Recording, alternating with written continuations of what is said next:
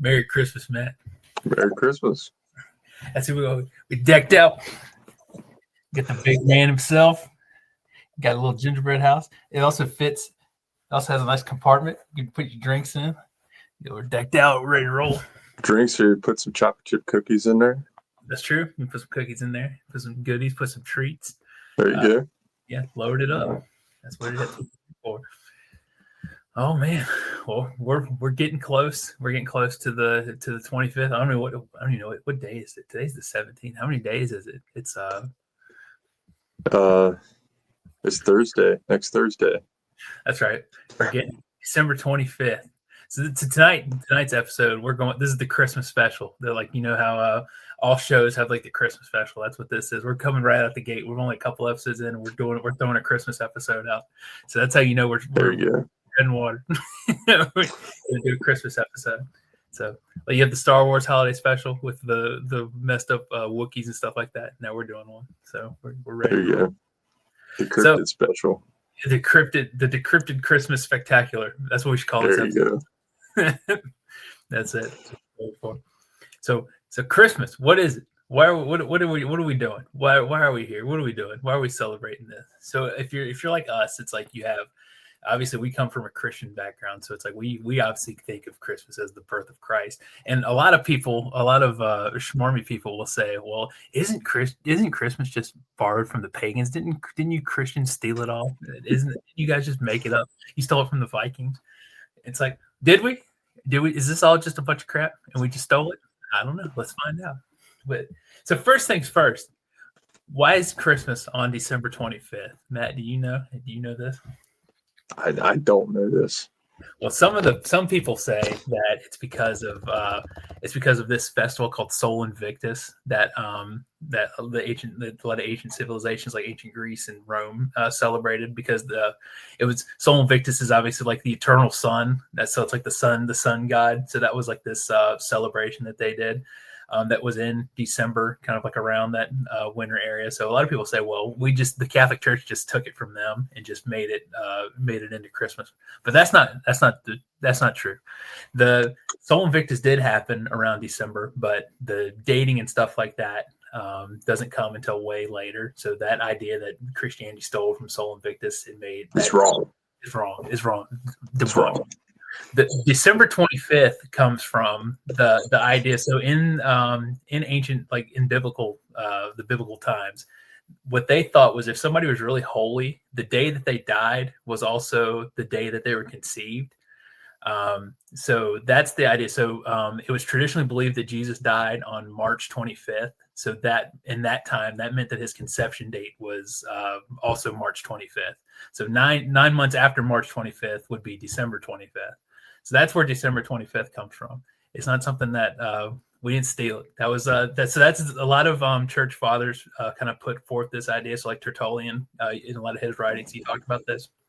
So this is like within the first couple of centuries after the church is after Christ. So it's like this is pretty early. So that's kind of where the idea of December 25th comes from. That's kind of like the starting point. So you have this Sol Invictus stuff kind of comes a little bit later. And then there's also Saturnalia. I don't know if you've heard of that. That's another festival like for Saturn. It's like this harvest festival that they did. That also kind of happens around the winter solstice, kind of like around that time frame. And so a lot of people will say that a lot of people say like the Catholic Church stole that day and just made it into Christmas. But no, the December 25th date was there earlier before that. So that this date just didn't just come out of nowhere. It was kind of like there's purpose to it. Yep. So there you go. That's a fact. In case something new I just learned. There you go. Yeah, that was new for me too. So I like pull out some stuff. So kind of around this same time period, this is where our buddy Saint Nicholas comes from. So he was kicking around pretty early. He wasn't just kind of some later thing. So he's around in the fourth century. So he's kind of this. He's kind of like this specific figure at the Council of Nicaea.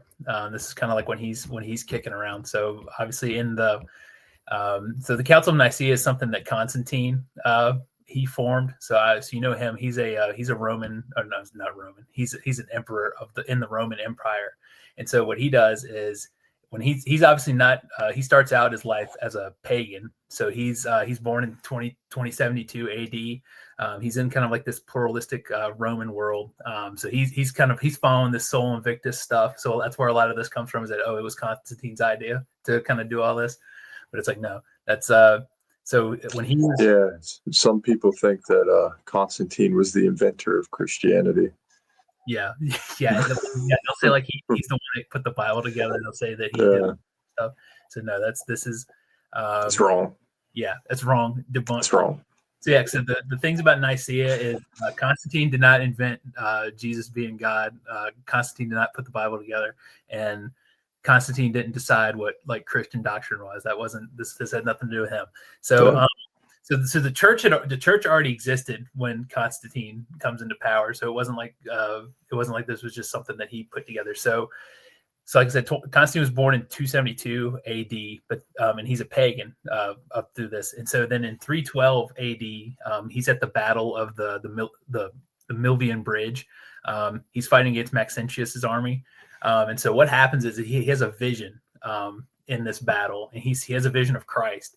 And so in this vision, he sees the Cairo symbol. That's the P with the cross on it.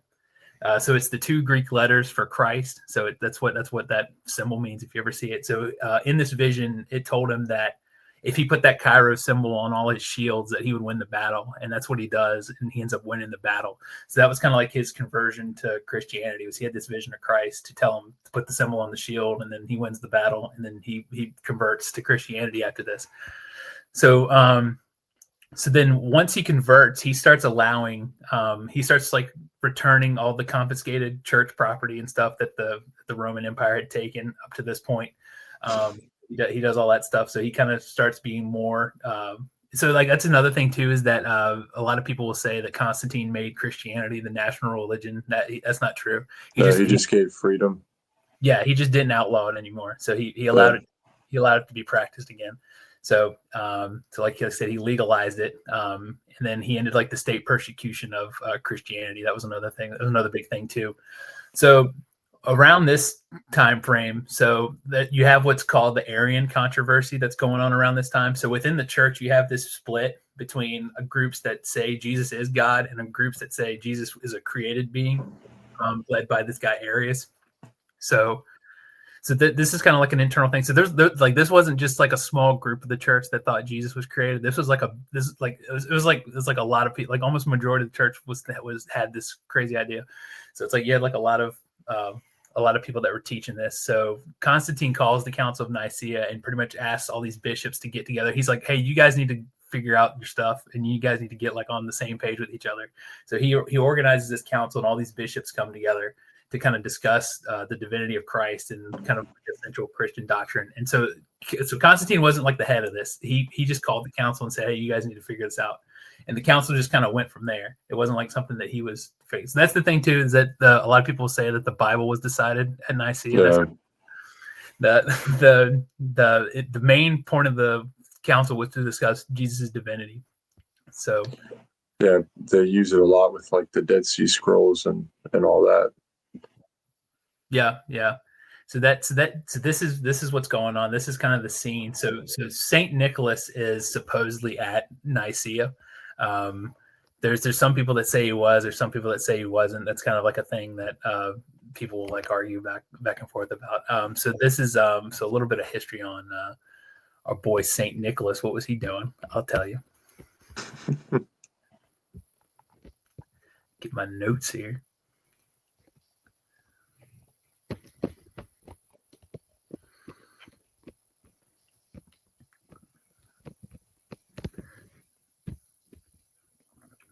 Okay. Yeah. So Saint Nicholas, he's kind of like this. So he's a bishop at the time. So he's a leader in the church. So he's one of the bishops around in the area. So his story is like, he's well known for being kind of like a giver to the community. So he inherits a lot of money early in his life from his family. So he's pretty wealthy. And so he's known to kind of give a lot of gifts and stuff like that. Like give a lot of money to like poor people. There's a story. There's like a legend about him that he that there's a guy who had 3 daughters, and the guy couldn't afford their dowry, and Saint Nicholas like paid their dowry for him. So that's like a legend about him. But the big legend about him is at the Council of Nicaea. So Saint Nicholas is on the side of Jesus is divine, Jesus is God, and you have Arius on this side arguing that Jesus is a creation. And the legend is that Saint Nicholas got so fed up with this guy that he slapped him across the face for saying that Jesus wasn't God. So that's the legend of about Saint Nicholas. There's some people that say no, this never happened, but I don't know. It's like it's pretty cool. It's like he just slapped this dude. So just took his glove off and went. Yeah, yeah, just whooped him like a challenger to a duel. But yeah, so that's Saint Nick. So he's known as this like gift giver. He's known as like being this like really fair kind of person. He's also known as being really passionate about doctrine and stuff like that. So that's kind of like his thing. So that's what sets him up. So obviously he's canonized in the church. He's a saint. So that kind of falls into that. So then that's why later you've got Saint Nicholas being this gift giver. That's why in the church, like when they celebrate him and they talk about him, he's this gift giver guy. So and then his the day for him for his feast and everything is December 6th. So that's kind of the day that you always see like Saint Nicholas doing stuff is on December 6th. And a lot of countries still keep that day. Yep. It's mainly only like Christian Central cultures that do the 25th. Most of them keep it like the 26th, and then not the 26th, the 6th, and then like the eve of St. Nicholas Day. Yep. Yes. Yeah. So December 5th is like that's always a holiday too. Because like the modern like the Orthodox Church, there's some groups that within the Orthodox Church that didn't switch the Gregorian calendar. That was a big deal. They wanted to stay on the old Julian calendar because they're like, no, we need to stay on this calendar. So So even though on our calendar it's December 25th, on their calendar it's January 6th or 7th. It's one of those things. So there's some groups that still follow the old calendar, and they're not budging on that. They stand on that. So So that's the thing is so that's kind of like the idea of Saint Nick being this kind of guy. So then it goes into from Saint Nick it goes into Sinterklaas. From that's like that's the Dutch name for him. That's the thing. He's still so like when you see like these old pictures of Saint Nick and stuff, he looks like he's like wearing the Pope hat. So it's like you see him as a bishop. So he's like he's still like this like church kind of figure. So it's like you'll see a lot of pictures like that. So doesn't it like also depict him in like green, if I remember?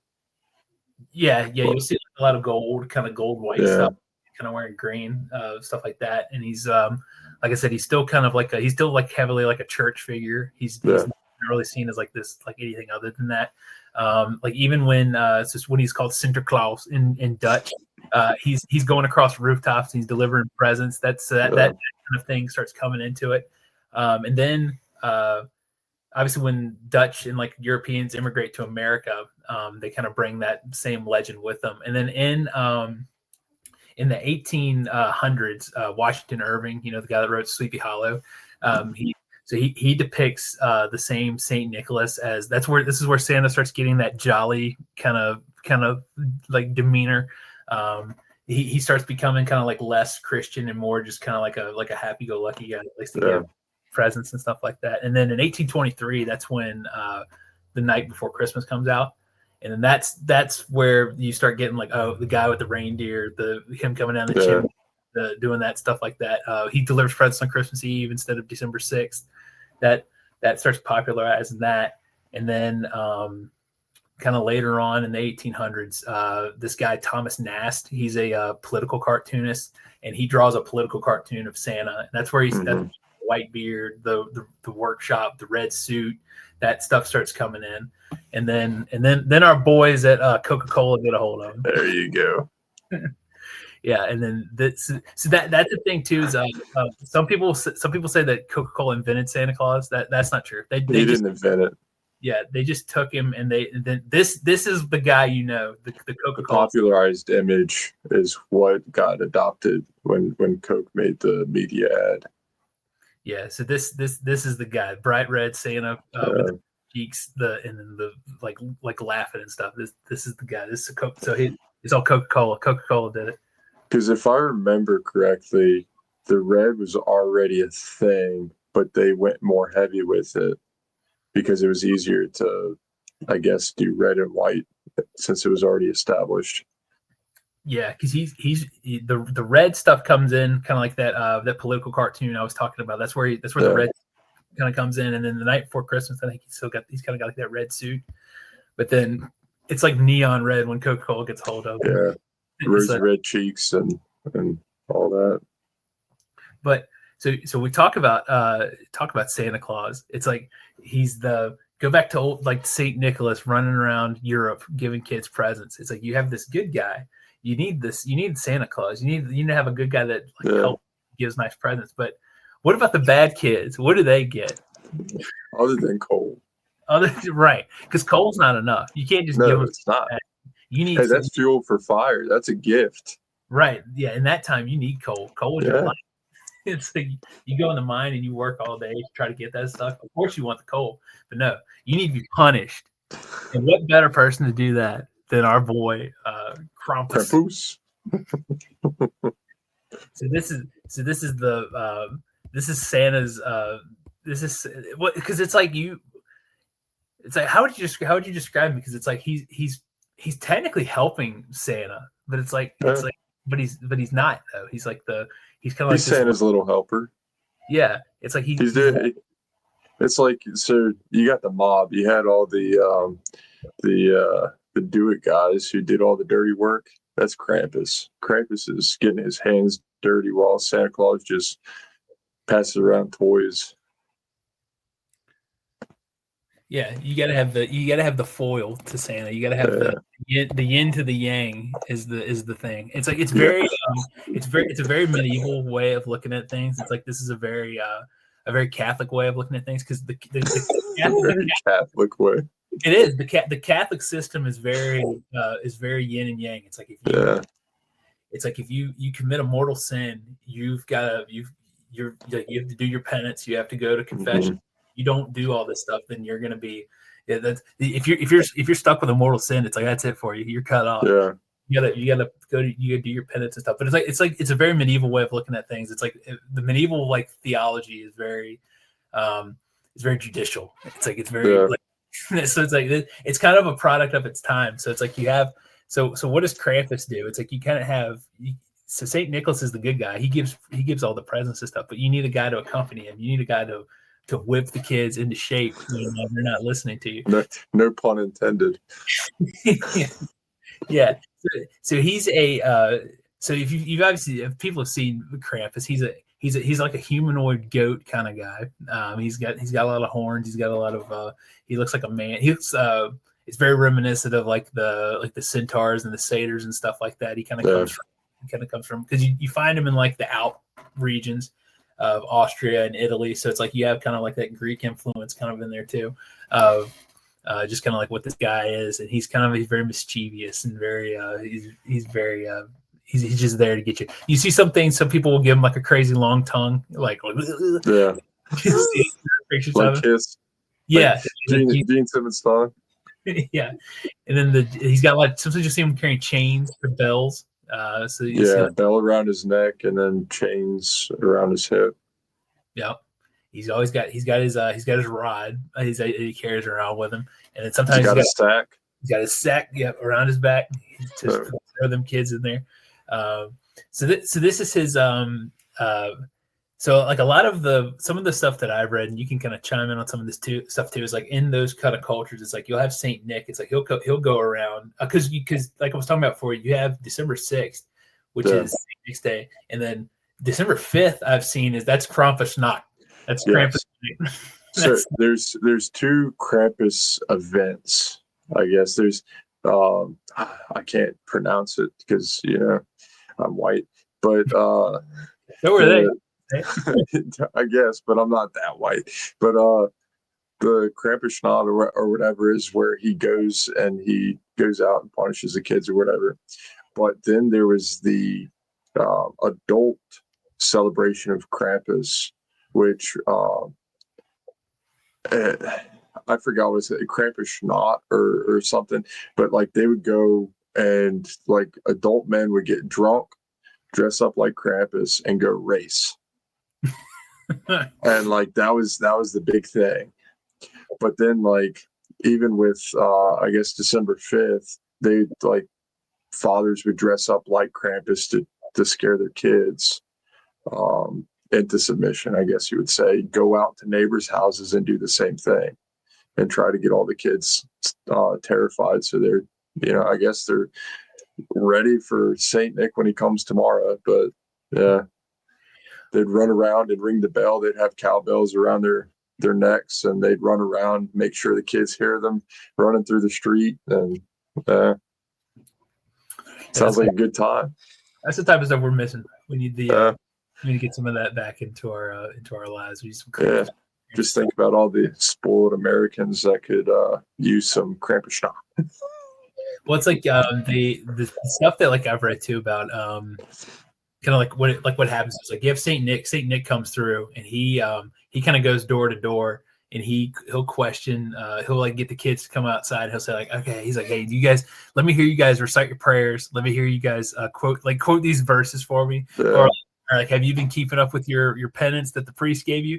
And it's like, the answer is no. Then, well, because it's a Saint Nick will like be talking with the kids. It's like while this is going on, Krampus is kind of just like lurking around. Yeah, he's like walking around the house and stuff. And it's like if you don't pass Saint Nick's test, then it's like he's ready for you.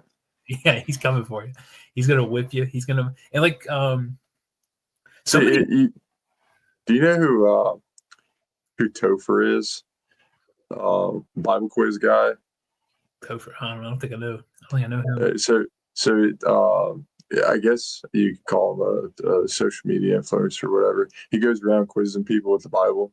He does the exact same thing Saint Nick used to do. He dresses in all red and goes around in like Walmart and stuff, asking people all these Bible questions, and he gives them $100 if they answer it. Oh yeah, I think I have seen that. Yeah. Well, now he's kind of more into like the political side of stuff, but yeah, no, like he's modern day Saint Nick. He's doing his work. But if the people get it wrong, he doesn't beat them. That's not part of it. No, he still gives them the money. Okay. Well, so there you go. Maybe that's what they should have been doing. Maybe it's like, okay, it's like you get a pass, but it's like better try it again next time, and here's a toy anyways. Well, it's like the symbolism with the Krampus too. It's like the chains. It's like that's like the last stuff that I've seen is like that's like symbolic of like the demons being like chained in hell and stuff like that. Yeah, that's like part of that. And it's like the bells are supposed to that was like a superstition that bells would like ward off spirits, stuff like that. And then it's like the rod, right? It's like spare the rod, spoil the child. It's very judicial kind of a mindset. And it's like, but like extremists would kind of like some people would tell of Krampus taking kids to hell, and that's kind of how they would like scare the kids into submission too. It's like, okay, if you don't act right, Krampus is going to come grab you, throw you in the bag, and take you to hell. Like, I don't know about you, but I'd tighten up real quick if my dad told me that. Yeah, I'm gonna learn all the scriptures. I'm gonna learn all the prayers because like I don't want to. I ain't getting in that sack. No. Yeah. Well, it's like I think kind of like as that tradition because I think it's kind of like where it's kind of like this like weird kind of thing where it's like you've got this because like within the Catholic Church, Catholic Church and like the Orthodox Church too, it's like they're you have a very high view of the saints. Obviously, it's like I think you should. It's like you should always look to the saints as like inspiration for stuff. It's like the stuff they did and stuff like that. But it's like there's a limit to it. It goes kind of like the extra level where it's like they're coming back and giving presents and stuff like that. But it's like it's kind of weird too because like you get those like local customs that kind of take stuff like that and they just kind of run with it in like their own way. Where you get Saint Nick as this guy. It's like he's kind of revered like within church history, and then it's like he becomes kind of like this other thing, this cultural kind of icon, and then he has this crazy demonic dude running. And so so it's kind of interesting how all that kind of falls together. But it's like I think too, it's like then kind of like later on, after the fact, it's like Krampus kind of goes away, and then Santa just kind of becomes like his own little like he kind of becomes his own ecosystem. It's like so Santa just punishes the bad kids too by giving them coal. So it's I don't know. I have to look that up. Why is coal bad? I don't know where that would have come from. It's like that must be a minor. Especially during like that time period, because it's like, dude, you know how cold it is up in like northern Europe and like Germany and stuff in the wintertime. It's like, dude, I want some coal for Christmas. I want to warm my tootsies. Like, I want to be able to cook that chicken on the stove. Like, yeah, I don't know. Unless it's just like, well, they're not going to get what they actually want in presents, but they're just going to get coal, which is more of like a something you give your dad type thing. Like it's like, so it's the modern day version of like, we're just going to give you socks if you don't act up. You know what I mean? That's probably it. Because it's like it's got to be a modern thing. Because it's like I don't know. It's like, I can't think of like any culture like before us that would be upset about coal. Because like you think of like in the Christmas Carol story, right? It's like Bob Cratchit gets in trouble for burning all the coal because it's so expensive, and it's like you want the coal. The coal's good. It's like but like okay, say Billy acted up and you threatened to take his toys away and give him a tie for Christmas. No 5-year-old kid wants a tie, you know. Maybe that's it. Maybe it's a kid thing. The kids because like back in that day, if I was living and like you say paycheck to paycheck, I mean dime to dime, like you got to be realistic. They were probably poor, trying to make ends meet. Coal was probably a big resource. Like the parents would probably be excited if their kids had free coal in their stocking. Like, Yeah, I think so. Yeah, I don't know. This coal thing is that's eating me now. Where did this come from? But it makes sense that it would be like just something in that time that like you'd prefer not to have for Christmas. You'd rather have a toy. Yeah, that's true. But like it still works for the modern day because coal's coal. Like it's not as limited of a resource as it used to be. It's being mass mined, and like you go to a grocery store and you can buy a sack of it. Yeah, it's like that charcoal. You don't even know. You don't want to mess with that stuff. Yeah. So that's just my theory. I don't know if it's right or wrong, but it makes sense to me. Yeah, somebody's got a vendetta against coal. They're putting this negative in our head. It's like it's the propane company. They're trying to get us to get off coal by making us associated with something bad. That's my conspiracy. But the Hank Hill. Yeah, well, that's it. That's it. It's Hank Hill, man. He's behind all. That's the only logical explanation why we're so anti-coal now. But the kind of like the other thing too, like a lot of Christmas.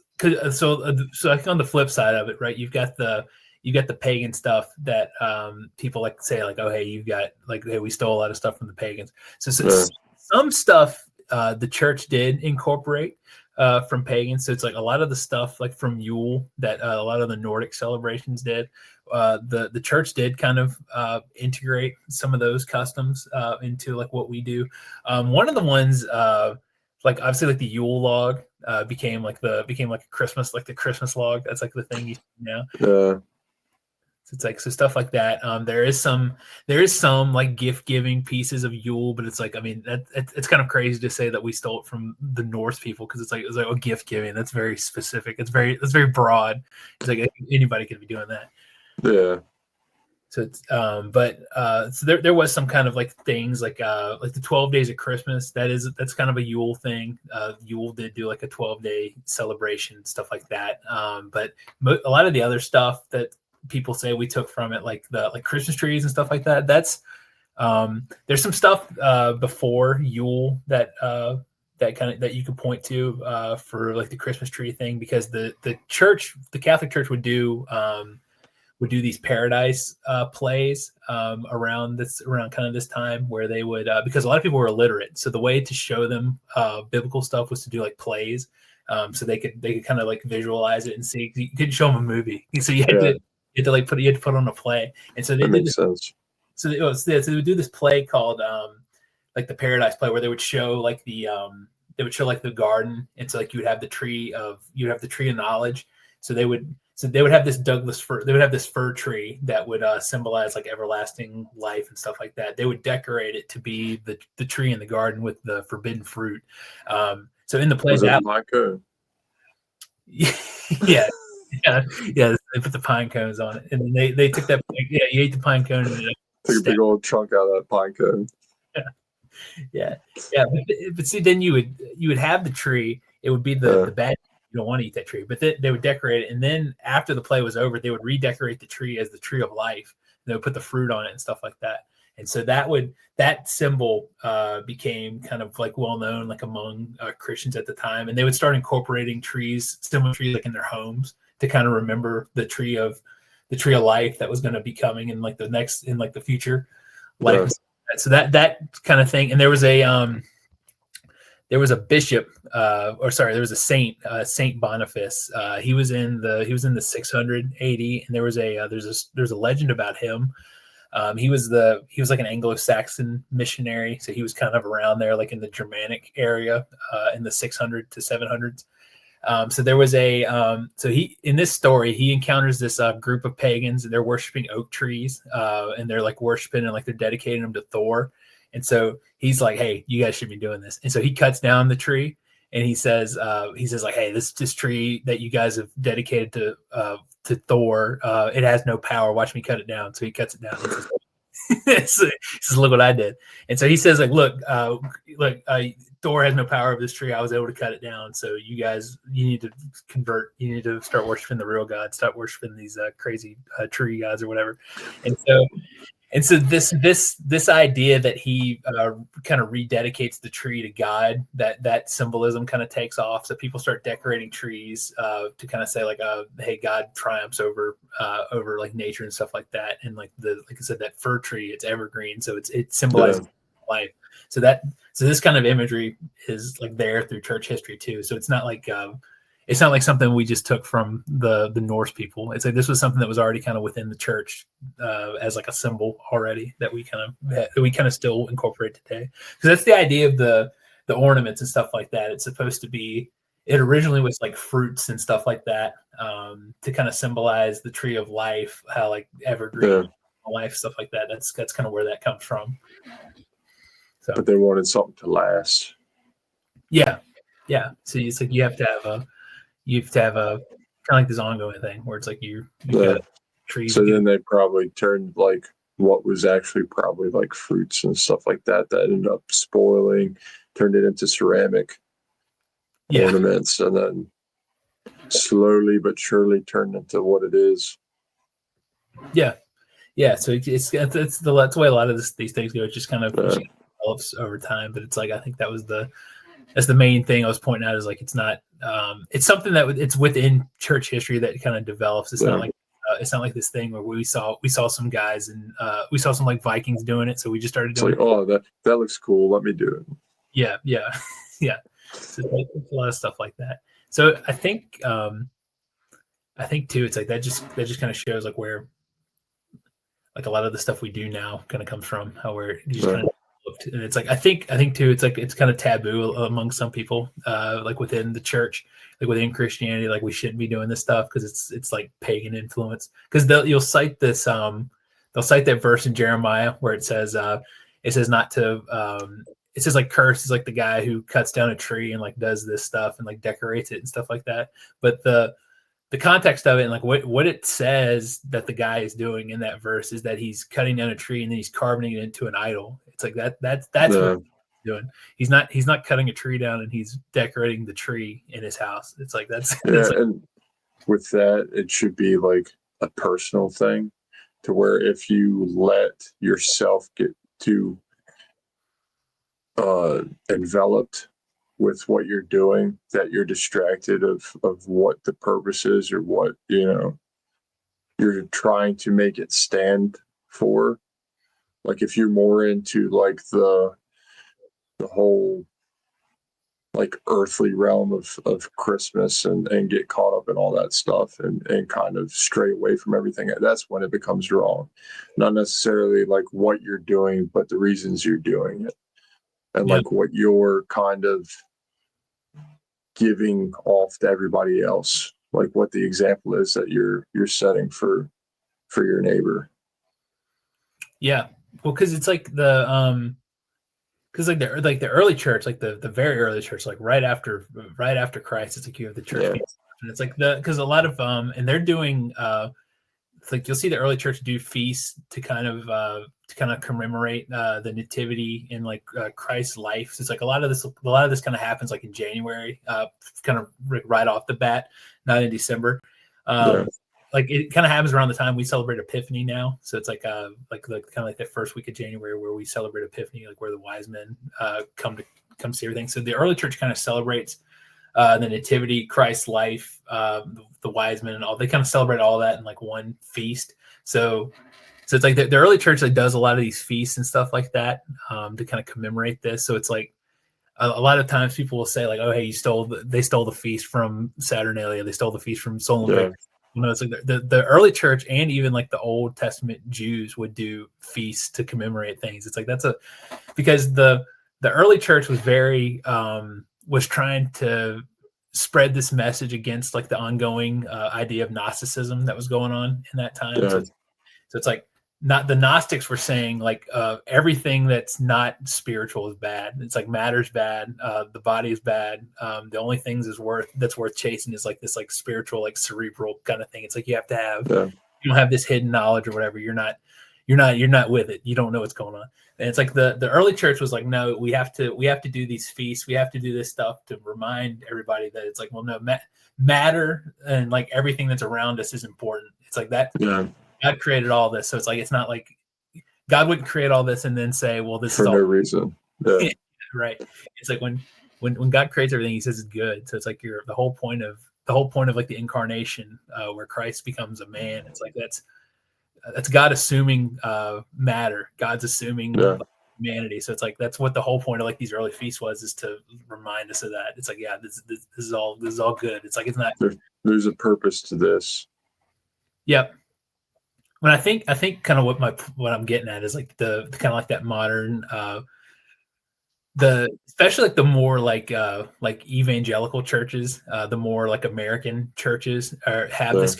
It's like they have this kind of weird like Gnostic mindset where it's like you separate a lot of like the kind of like the human stuff from like the spiritual stuff. It's like we're not supposed to partake in this stuff because it's because it's like, no, we're supposed to be, we gotta always be we gotta look to heaven. It's like, well, no, it's like this God created all this stuff too. It's like you didn't just create a soul and then if we're trapped in this like body. It's like this is it. This is what we are. So it's like I think kind of what I'm saying. It's like this pagan stuff. It's like, well, no, this stuff wasn't in. Well, I think that's another thing too. It's like this stuff wasn't in the scripture, so it's like we're not allowed to do it. It's like, well, no, it's like the early church and like tradition and stuff that like you do like within culture is important too. It's like when you see a lot of the stuff like the early church was doing, it's like like the idea of like incorporating stuff like from culture and like making it like good and like incorporating it into Christianity. It's like that's kind of like the way the early church functions. It's like it's what you do. It's like you have to. You're pretty much reclaiming like everything for God. It's like if you have like this custom that like may have some weird connotation, but it's like you transform it into like this new thing that's like good. It's like that's not a bad thing. It's like it's not you should be like weird. If you don't do that, I mean, you might as well admit yourself to a padded room and just wait yourself out. Yeah. Well, yeah. Because like even like you look the way the church like governs itself in like the kind of like the first couple centuries, it's like you have dogma, which is scripture. It's like this is what scripture teaches. It's like that you can't change that. That's and then you have like local customs that are those can be flexible, right? It's like you can obviously it's like if like the local laws like you just have as many orgies as you want to. It's like, no, you shouldn't do that. It's like you should No. fight against that. But it's like if you have like some weird like custom where it's like, oh hey, men are supposed to wear hats all the time. It's like if that's your local custom, it's like that's fine. It's like you could if it doesn't contradict scripture, it's like you Yeah. can do that stuff. I mean, it's the same as like governing law too. It's like there are laws and cultures that contradict what scripture says, and you know those break them. Like, but within the the confines of that law, or of the cultural differences and everything like that, if it doesn't contradict what God tells us, then you just have fun with it. Yeah. It's like you gotta be you gotta be smart about it. You gotta be discerning about it. It's like I think that's the thing. It's like a lot of it's just weird because it's like one pagan culture did something with a tree one time, so that means it's all bad. That's just but that's where it's like it's our job to read up, study, and know our word. Not our word, but know God's word and know what He says about certain things too. To where if you ever have something come up to where you don't know whether or not you should do it or whatever, then probably shouldn't. But that doesn't mean like you can't with other things too. You know what I mean? Yeah. Like it's kind of it goes both ways. Yeah. No, for sure. Yeah, I think that's it. I think that's exactly what I was hitting on. That's what I'm trying to get at. So theological discussion aside, what other crazy guys are out there, Matt, that are running around the crazy winter time that are terrifying kids? Okay. I mean, so like Krampus, like most European countries, cultures, whatever you want to say, have to have that polar opposite of Saint Nick, Santa Claus. You have to have that bad guy to even out the good. So in Italy, there's a figure called, probably mispronouncing it, but the Befana, which is a witch-like woman who gives gifts to good children and cold to the bad. On Epiphany Eve is what they call it, which is January 5th, like we were saying before. There are often tributes of her, mumming, which is bands that are dressed up in costumes, perform at festivals and outside people's homes, kind of like Christmas carolers type thing, but specifically dress up in these festivals for Befana.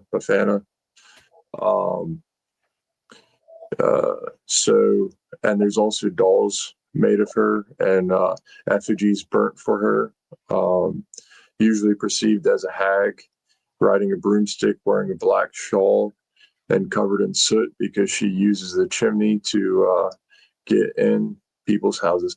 So, like, she's kind of the replacement of Santa in Italy. So, like, she's kind of like the Christmas symbol, or whatever you want to say.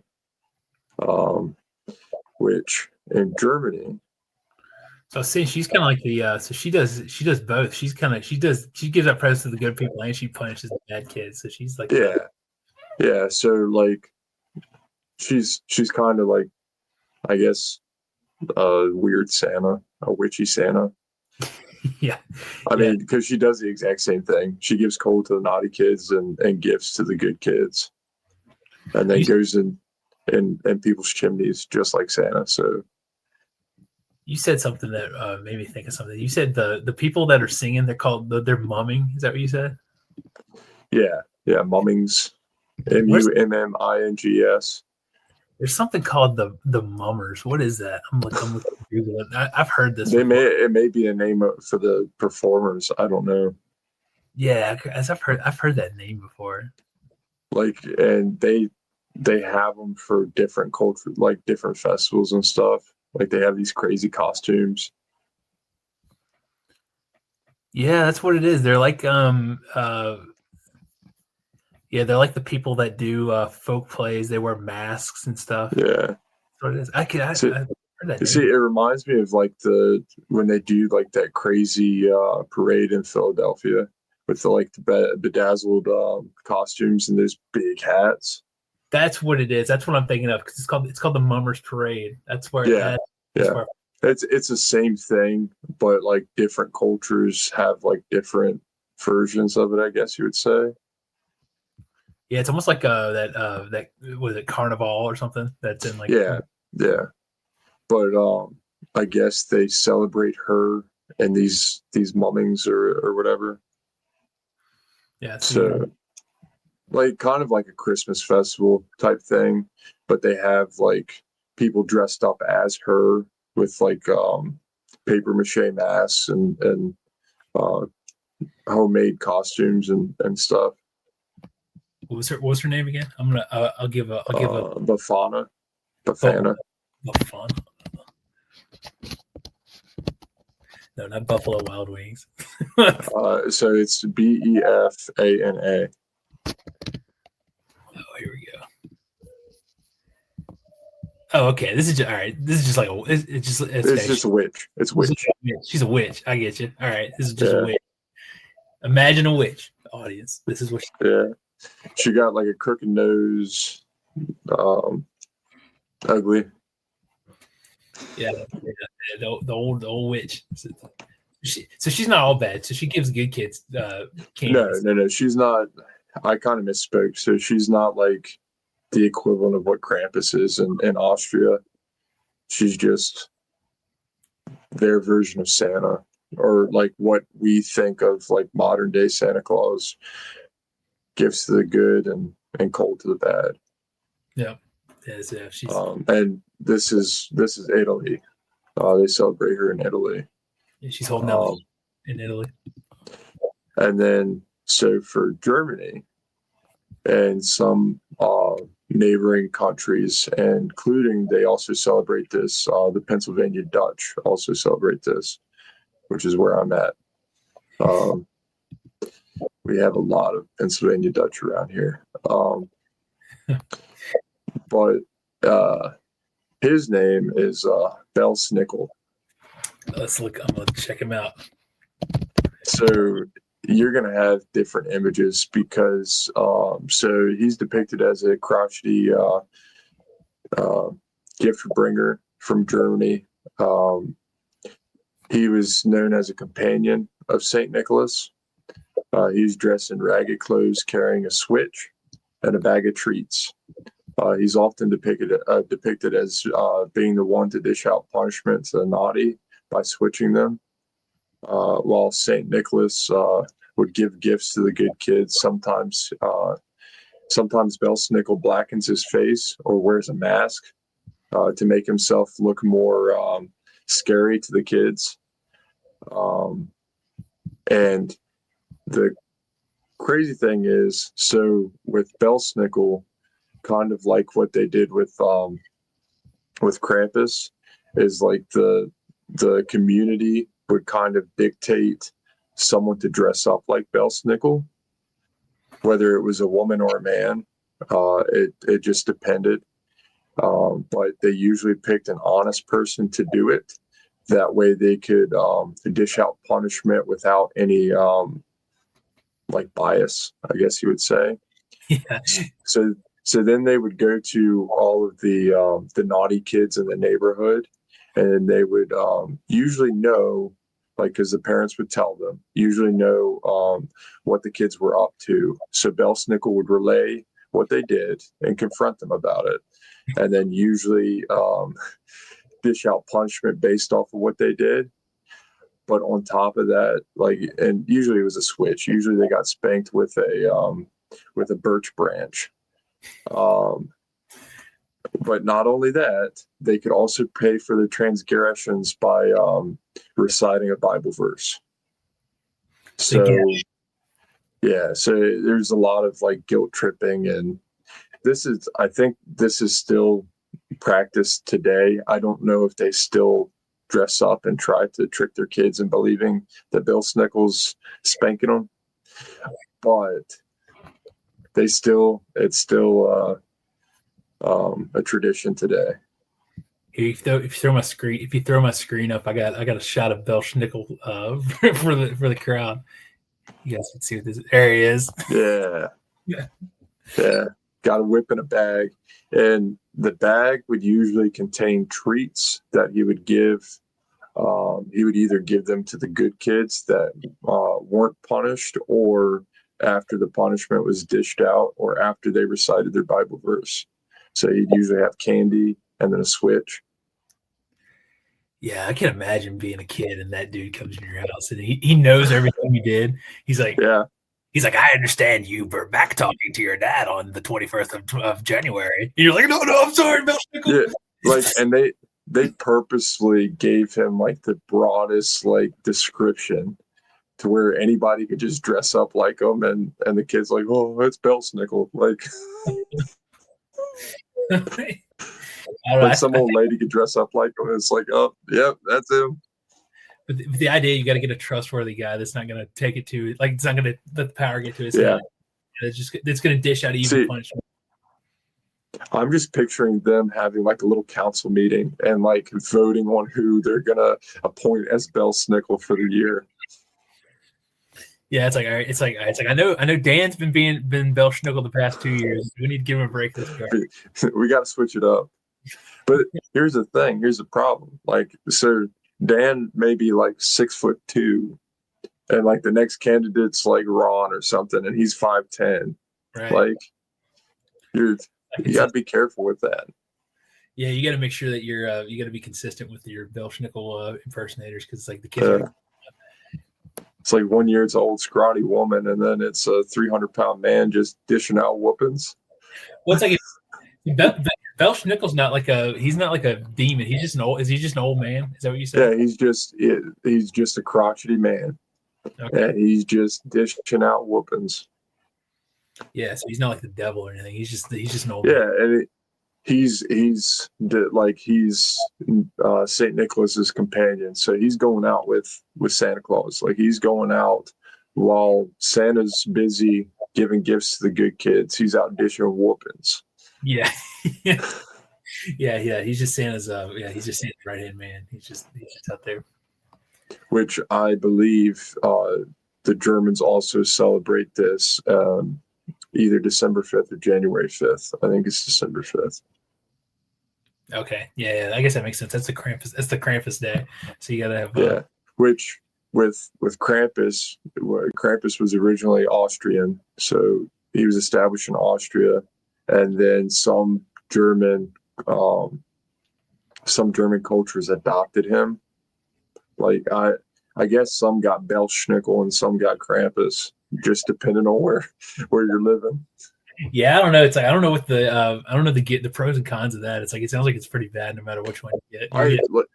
Like Belschnickel and Krampus have the same job.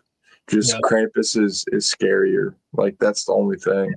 Like, they're both the same dude. Just one's a dude and one's a goat man. That has the possibility of dragging you to hell. Like. Yeah, man. I don't know. I don't know. That's the thing. It's like maybe that's. I think it's something. Maybe we're missing something like that. Maybe we're. Maybe kids need something to be scared of. Well, here's the thing about Krampus though too, is if you look at it, he's kind of like within the last, I guess, 10 to 15 years, like, he has become more of a popular American icon. He's become more of a pop culture American like thing. Like, he's known in America now. Probably 10 years ago, he'd just be like Belschnickel and no one would know who he was or what he was. Right. You know what I mean? And slowly but surely, we were talking about it earlier, but the movie Krampus that came out like 2014, I believe. Yeah, something like that. So like, he gained a lot of popularity after that movie came out. But before that, there was a lot of live action depictions of him and stuff. And slowly but surely, he's kind of been sprinkled in culturally. Like, you can go and get Krampus Christmas sweaters and Yeah. like everything like that. So maybe in another 20 years, Krampus will be like what we tell our kids to look out for. Maybe we could get drunk and do the Krampus Shaw or whatever it's called, where we go racing dressed up like Krampus. Yeah, I think that's what I think that's where we need some more. We need more goat guys that are out there terrorizing people. Because that's the thing. Like, it seems like, especially in Europe, like they're like, okay, Santa Claus is too good. We need to even this out. We need to be real about this. It's like, okay, these kids are naughty. We got to figure out a way to put them on a straight path. Let's scare them stupid. Let's scare them straight.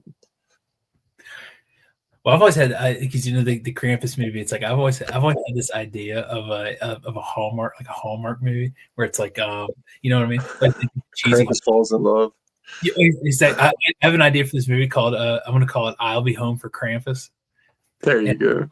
It's like the whole story is that this like girl come back to her town. Obviously, like in all them Hallmark movies, like she's a big shot business lady, and she's lost her way. She doesn't know the true meaning of Christmas anymore, and she comes back to her local town, and she ends up staying at a bed and breakfast. And there's a guy that like owns the bed and breakfast, but it's like secretly he's the Krampus, and it's like they end up falling in love with each other, and she doesn't know he's the Krampus.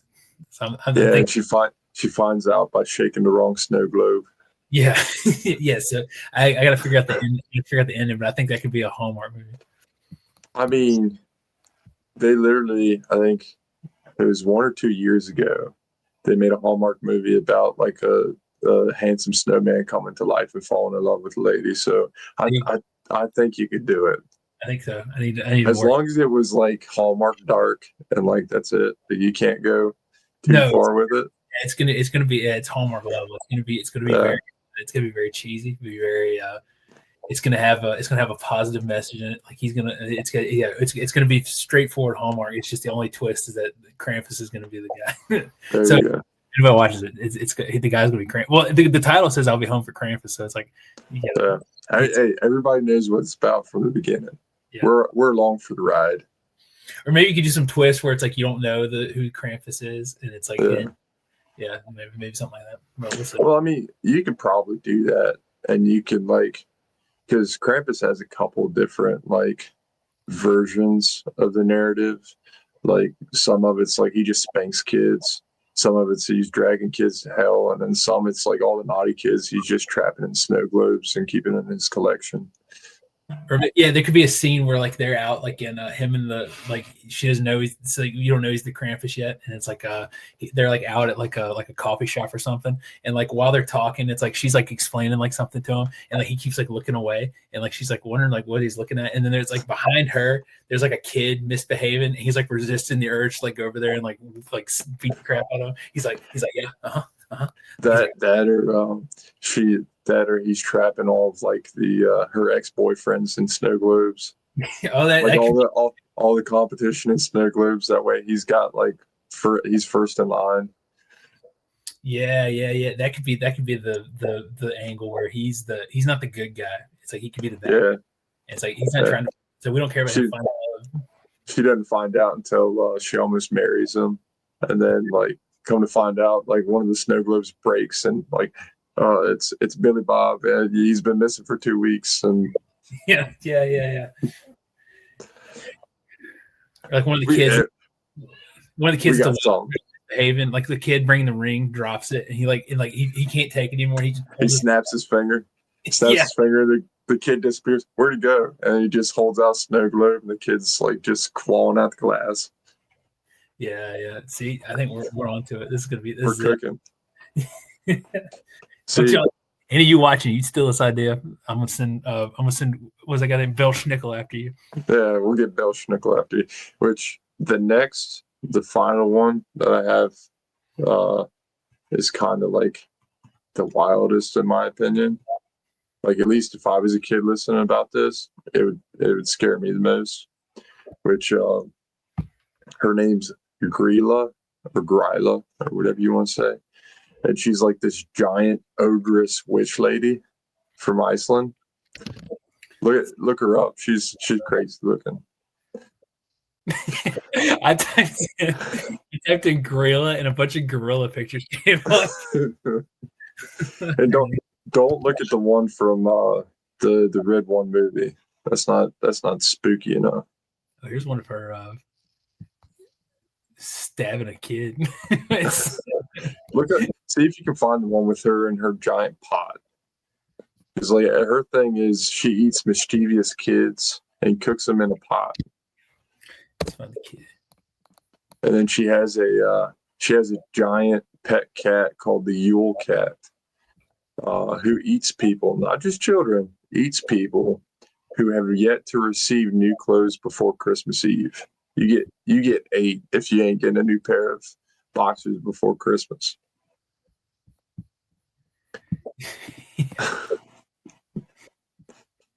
Not only that, like this is a whole family of crazies. Because then she also has 13 children, which are mischievous pranksters who steal from and harass people. They leave small gifts in children's shoes that are placed on the window seals, but the kids have to be good, because if not, then they replace those little presents with rotten potatoes. Yeah, you don't want that. No. There's find it.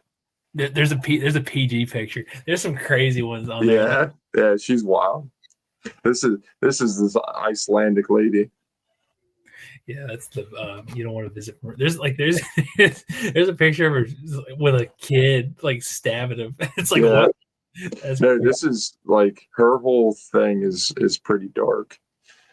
Like, and the thing is, like, she's got a band of people with her. Like, 'cause she's got that big cat that eats you if you don't get new clothes. And she's got them 13 kids that go and mess with you. Even though, like, you'd think from like this giant ogress witch lady that her kids would be like crazy evil too. But they're just pranksters. They're misunderstood. They're in with this lady, so she's they'll give you gifts, but you better be good or it's going to be a potato. Why a potato? I don't know. But another thing, it's like the coal. It's like why is a potato bad? I feel like because Ireland had a potato famine, so it's like you want a potato. Yeah, but it's not just a potato; it's a rotten potato. That's right. Yes. Okay. Yes. It's no use. It's a rotten potato. No good potatoes. Because that could be used for vodka, that could be used for soup, that could be used for all the good stuff. But no, rotten potato. Yeah, no use to anybody. Yeah, so I think it's the most egregious thing, like giving a rotten potato. It's like that's just terrible. It's like Gorilla just is not. She's not the one. And that's kind of like, I guess, a more modern one compared to Krampus and Saint Nick. Well, I don't know how old Krampus is, but that one was 17th century. Grilla and them are 17th century. Okay, yeah, because I think Krampus goes back pretty far too. So I think they're all kind of like around that same time. Just like you gotta have every culture's got to have its. Yeah, we have the Mothman. They have Christmas witch that gives you potatoes.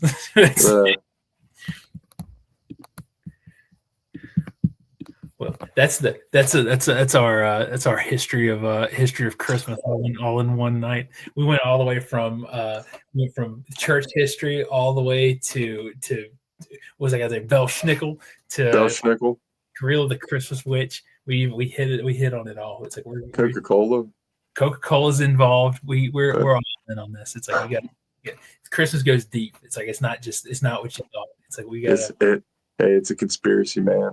Christmas has been decrypted.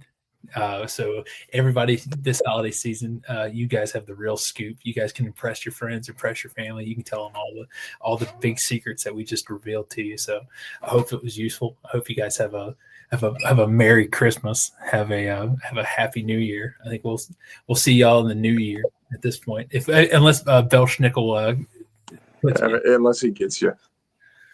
Yeah, that's right. Then we'll be done. That's it. It's over. So no misbehaving. Remember your Bible verses. Make sure that you're praying. Don't let Krampus catch you. Matt, any final words? Hey, Bell schnickle it up.